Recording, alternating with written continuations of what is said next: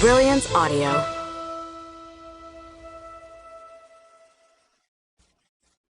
The Vanishing Tide by Hilary Tailor. Performed by Hannah Curtis. Isla. Sliding the key into the lock was harder than she thought. Isla had waited almost 10 years to enter this house, and now she didn't need Astrid's permission. She still felt like an intruder.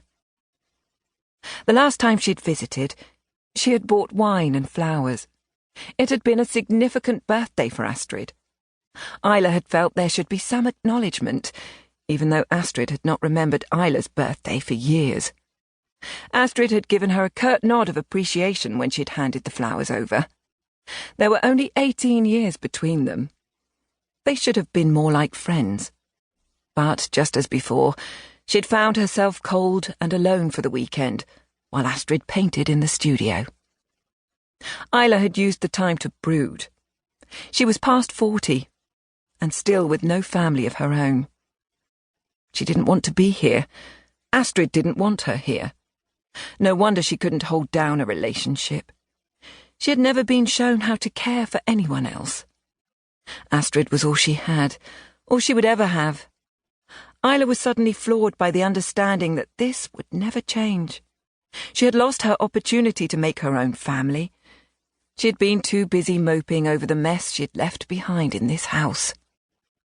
2 days later, when she saw the flowers lying on the kitchen countertop, wilting in their cellophane, something inside her snapped. This would be the last time. If Astrid wanted her company, she would have to ask for it. The request never came, and when the time stretched between them, it had been more a relief than a heartbreak. As Isla looked around the place, remembering that weekend, it struck her that Astrid had always been incapable of nurturing the living, and she had passed this affliction on. It was probably the only thing they had in common. A faint chemical scent she couldn't put her finger on drew her to the foot of the stairs. There was a large circular stain on the oatmeal carpet, pale grey in colour, not what she'd imagined. She crouched down and touched it, conscious of being close to something very profound. It was dry and crisp, and when she drew her hand back, a fine white powder coated her fingertips. She wondered who had taken the trouble to do this. It must have been hard to clean. She stood. Using the stairs would be difficult without thinking about Astrid's last moments. But even so, as she stepped over the stain, a small seed of excitement began to grow in the pit of her stomach.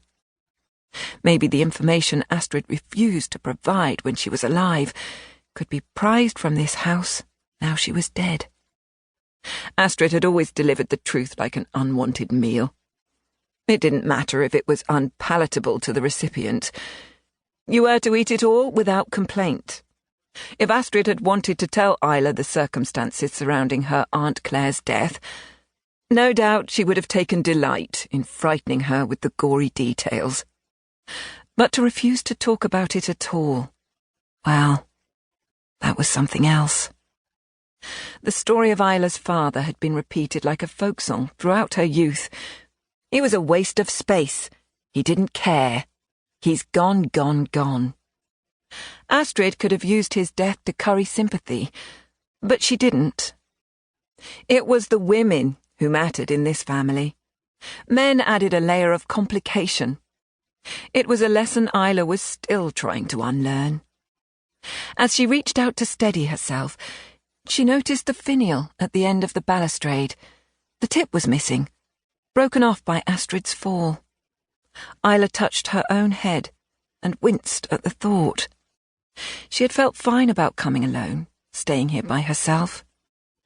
It hadn't crossed her mind to book into the only hotel in the village, but when she started to walk up the stairs, she felt a resistance, the flex of a muscle willing her to go back down.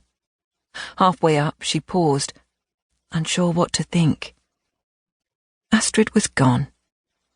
Isla would never again bear the brunt of her disapproval. But the house was charged with friction. She could feel it, gathering round her like mist rising up from the sea. She said out loud, "This is my house now." The words sank through the air like stones through water, and before she finished saying them, she knew it wasn't true.